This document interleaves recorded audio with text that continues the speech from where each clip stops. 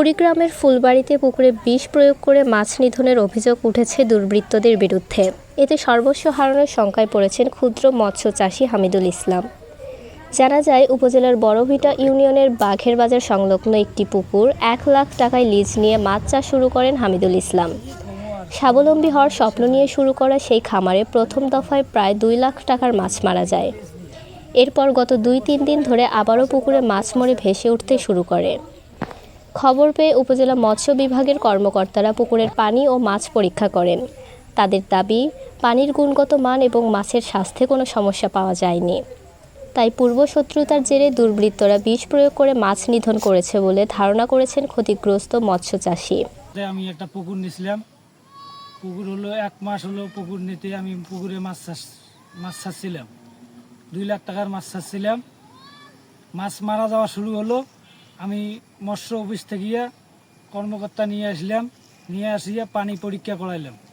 পানিতে আমার কোনো পানিতে ট্রাবল নাই, মাছের কোনো সমস্যা নাই। এখন কে যেন কারা আমার উপরে আক্রমণ করে আমার মাছগুলা নষ্ট করে দিল। আর পুকুরে কে যেন কারা পয়জনিং করতে পারে। হ্যাঁ, আমি এটা বাদ দিয়ে আবারও 1 লক্ষ টাকার মাছ ছাড়লাম। আজকে 2 দিন যাবৎ ধরে আমার মাছ মারা যেতেছে। এইভাবে কে যেন কারা আমার মাছগুলো নষ্ট করতেছে। আর আমি প্রশাসনের কাছে দৃষ্টি কামনা করছি।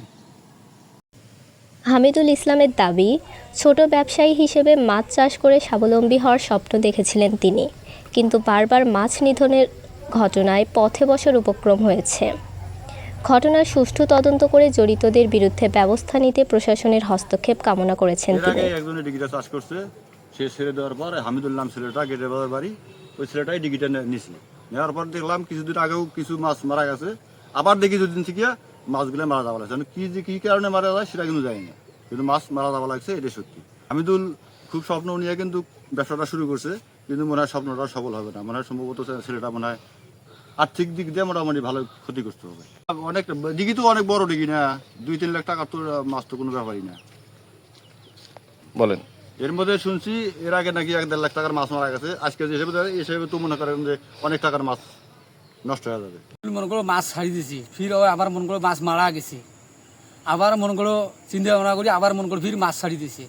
আসি দেখি সংবাদ পাওয়া দেখি, আসি দেখি মনে করো মাছ পালা হইতেছে, আসি দেখি ওই মাছ মারা গেছে। ফির স্থানীয়দেরও দাবি, একজন ক্ষুদ্র মৎস্য চাষীর স্বপ্ন এভাবে ধ্বংস করে দেওয়া অত্যন্ত দুঃখজনক। ঘটনার সুষ্ঠু তদন্ত করে দোষীদের আইনের আওতায় আনার দাবি জানিয়েছেন তারা। এই বিষয়ে ফুলবাড়ী উপজেলা মৎস্য কর্মকর্তা হাফিজুর রহমান জানান, জানতে চাচ্ছেন, এটা হলো যে আমাদের বড়ভিটা ইউনিয়নে, ফুলবাড়ির বড়ভিটা ইউনিয়নে বাগের বাজারের পাশে একটি বড় পুকুর আছে। হামিদুল নামে একজন মৎস্য চাষী, উনি মাছ চাষ করে এবার শুরু করছেন, এর আগে অন্য কেউ চাষ করতে যেটা জানতাম। তো এবার উনি লিজ নিয়ে মাছ চাষ শুরু করতেছেন। বললেন 1 মাস আগে উনি পোনা মজুত করেছেন, তখন অবশ্য আমাদেরকে ইনফর্ম করেনি। এবার 1 মাস পরে সে আমাদের এখানে অফিসে আসে, মাছ নিয়ে আসে সে। হ্যাঁ, 2টা মাছ নিয়ে আসছিল, সিলভার কাপ মাছ।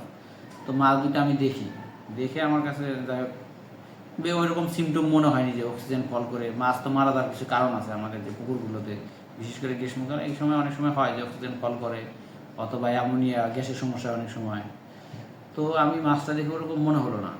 তো তারপর আমরা ওনাকে পাঠিয়ে দিয়ে আমি আমার স্টাফ সহ সরেজমিন ভিজিট করি পুকুর উপরে, ওখানে দেখে আসি। দেখে পরে পানির স্যাম্পল নিয়ে আসি আর কি, ওনাকে বলে একটু বোতলে করে পানি নিয়ে এসে পরীক্ষা করা হয়। পানি পরীক্ষা করে আমরা যেটা দেখছি যে ওখানে অ্যামোনিয়া গ্যাস এই ধরনের কোনো সমস্যা পাওয়া যায়নি আর কি। তো যখন এই ধরনের সমস্যা পাওয়া গেল না, বাট মাছ কিন্তু হঠাৎ করে একেবারে একদিনের ভিতরে সবগুলো মাছ, সাধারণত গ্যাসের সমস্যা হলে তো এইভাবে হওয়ার কথা না। এখন বিষ কি হয়েছে কি না আসলে বিষয়টা এটা তো আমিও বলতে পারবো না পরীক্ষা না করে। এটা আসলে মাছ যখন মারা যায়, আসলে মারা যাওয়ার আগ পর্যন্ত আমাদের কাজ, আমরা তো এক্সটেনশন কাজ করি, উপজেলাতে সরকার আমাদেরকে রাখছে। বাট মাছ মারা গেলে এই কাজটা কিন্তু তখন পুলিশের কাছে চলে যায়, মানুষ মারা যাওয়ার মতোই। যে ফরেনসিক বিষয় যে আসলে বিষক্রিয়া হলো কিনা এটা নিশ্চিত না হওয়া পর্যন্ত বলা যায় না আর কি। তো তখন আমি তাকে কিন্তু সেই পরামর্শ দিই যে আপনি হয়তো যদি ওইরকম সন্দেহ মনে হয় তখন আপনি থানার দ্বারস্থ হতে পারেন, বা কোনো ধরনের প্রাথমিকভাবে করা, থানাতে কোনো জিডি করে, এই ধরনের পরামর্শ দিয়েছিলাম। এর আগেও হামিদুল ইসলামের পুকুরে মাছ মারা যাওয়ার ঘটনা ঘটেছিল। সর্বশেষ ঘটনাতেও পানি পরীক্ষা করে কোনো ত্রুটি পাওয়া যায়নি। বিষয়টি গুরুত্ব দিয়ে তদন্তের পাশাপাশি আইন শৃঙ্খলা বাহিনীর দৃষ্টি আকর্ষণ করা হয়েছে। রাবিয়া সুলতানা রিয়া, বাংলা লেন্স।